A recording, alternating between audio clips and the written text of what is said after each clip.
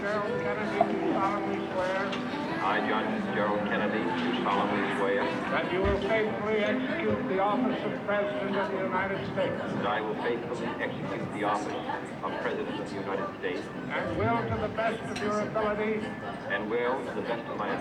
preserve, protect, and defend the Constitution of the United States. Preserve, protect, and defend the Constitution of the United States. So help you God.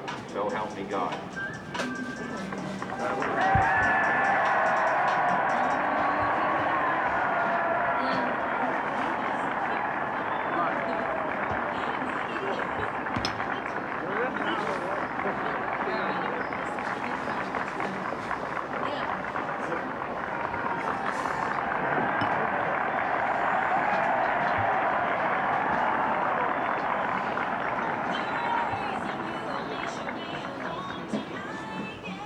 Vice President Johnson, Mr. Speaker, Mr. Chief Justice, President Eisenhower, Vice President Nixon, President Truman, Reverend clergy, fellow citizens.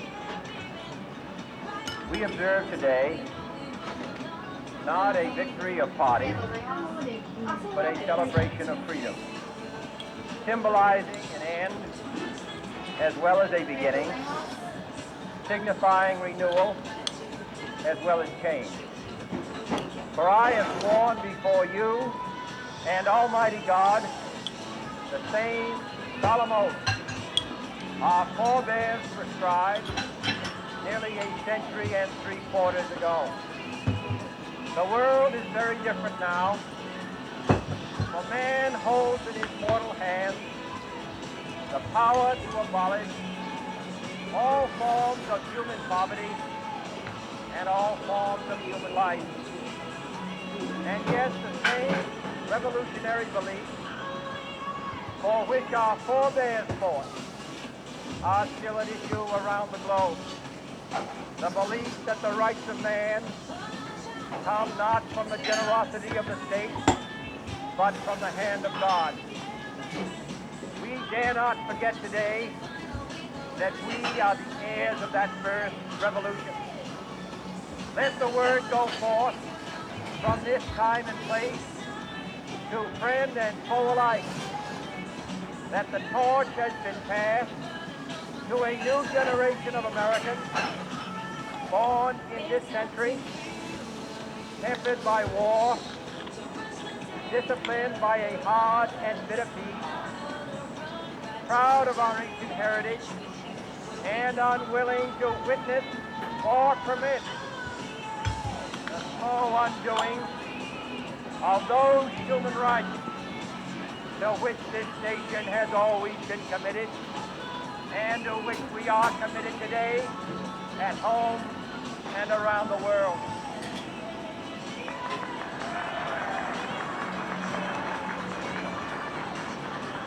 Let every nation know, whether it wishes us well or ill, that we shall pay any price, bear any burden, meet any hardship, support any friend, oppose any foe to assure the survival and the success of liberty.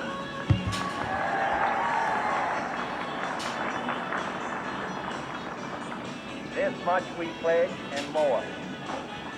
To those old allies whose cultural and spiritual origins we share, we pledge the loyalty of faithful friends. United, there is little we cannot do in a host of cooperative ventures. Divided, there is little we can do, for we dare not meet a powerful challenge at odds and split asunder. To those new states whom we welcome to the ranks of the free, we pledge our word that one form of colonial control shall not have passed away merely to be replaced by a far more iron tyranny. We shall not always expect to find them supporting our views, but we shall always hope to find them strongly supporting their own freedom, and to remember that in the past, those who foolishly sought power by riding the back of the tiger ended up inside.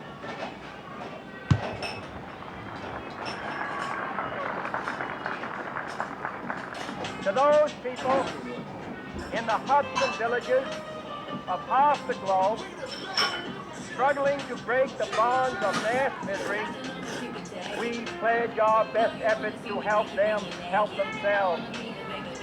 For whatever period is required, not because the communists may be doing it, not because we seek their vote, but because it is right.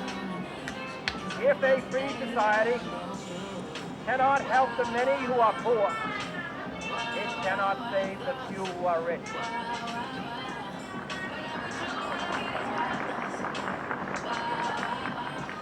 To our sister republics, south of our border, we offer a special pledge to convert our good words into good deeds, in a new alliance for progress, to assist free men and free government in casting off the chains of poverty. But this peaceful revolution of hope cannot become the prey of hostile powers. Let all our neighbors know that we shall join with them to oppose aggression or subversion anywhere in the Americas. And let every other power know that this hemisphere intends to remain the master of its own house.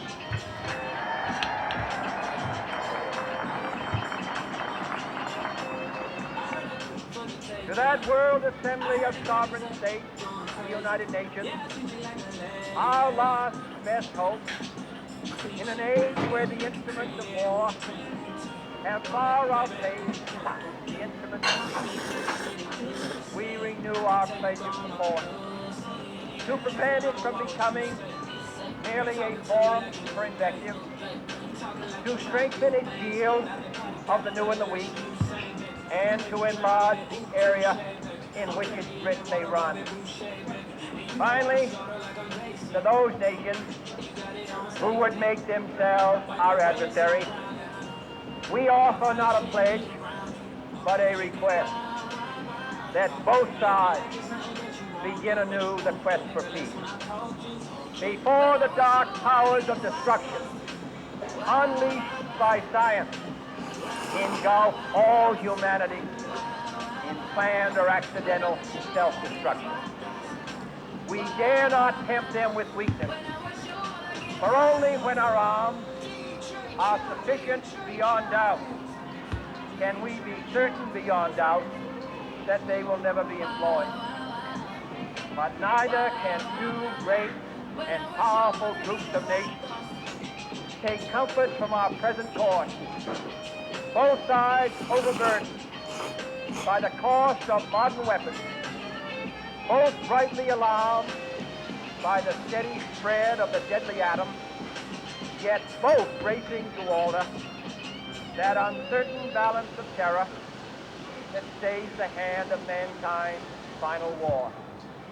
So let us begin anew, remembering on both sides that civility is not a sign of weakness, and sincerity is always subject to proof. Let us never negotiate out of fear, but let us never fear to negotiate.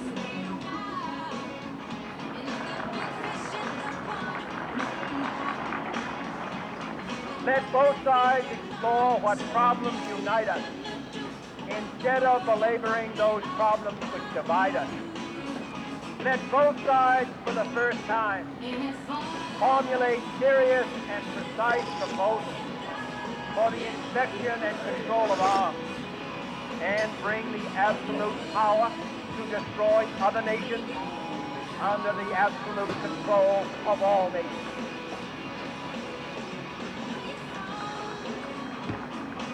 Let both sides seek to invoke the wonders of science instead of its terrors.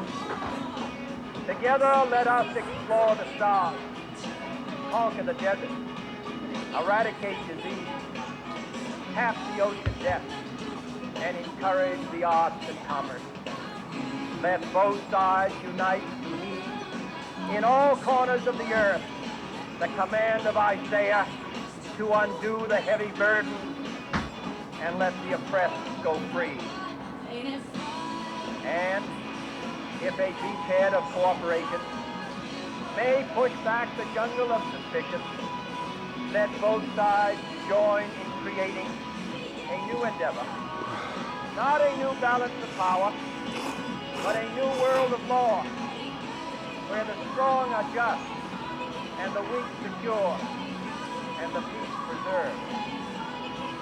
All this will not be finished in the first 100 days, nor will it be finished in the first 1,000 days, nor in the life of this administration, nor even perhaps in our lifetime on this planet.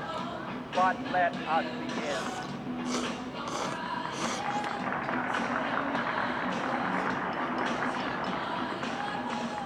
In your hands, my fellow citizens, more than mine, will rest the final success or failure of our cause. Since this country was founded, each generation of Americans has been summoned to give testimony to its national loyalty. The graves of young Americans who answered the call to service surround the globe. Now the trumpet summons us again, not as a call to bear arms, though arms we need, not as a call to battle, though in battle we are, but a call to bear the burden of a long twilight struggle, year in and year out, rejoicing in hope, patient in tribulation, a struggle against the common enemies of man, tyranny, poverty, disease, and war itself. Can we forge against these enemies a grand and global alliance, north and south, east and west, that can assure a more fruitful life for all mankind? Will you join in that historic effort?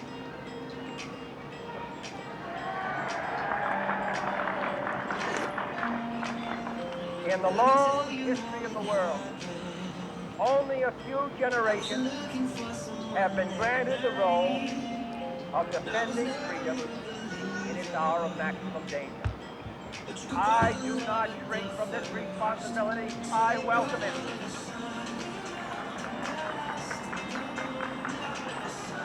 I do not believe that any of us would exchange places with any other people or any other generation.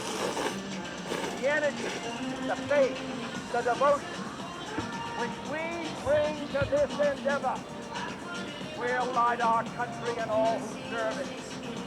And the glow from that fire can truly light the world.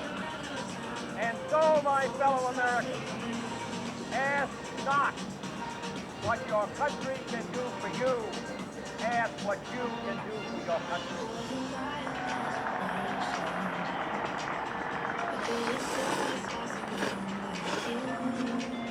My fellow citizens of the world, ask not what America will do for you, but what together we can do for the freedom of man.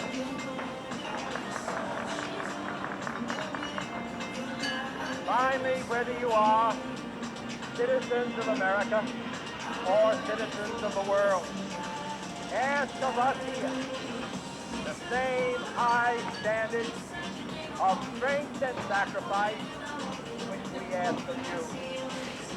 With a good conscience, our only sure reward, with history the final judge of our deeds, let us go forth to lead the land we love, asking his blessing and his help, but knowing that here on earth, God's work must truly be our own.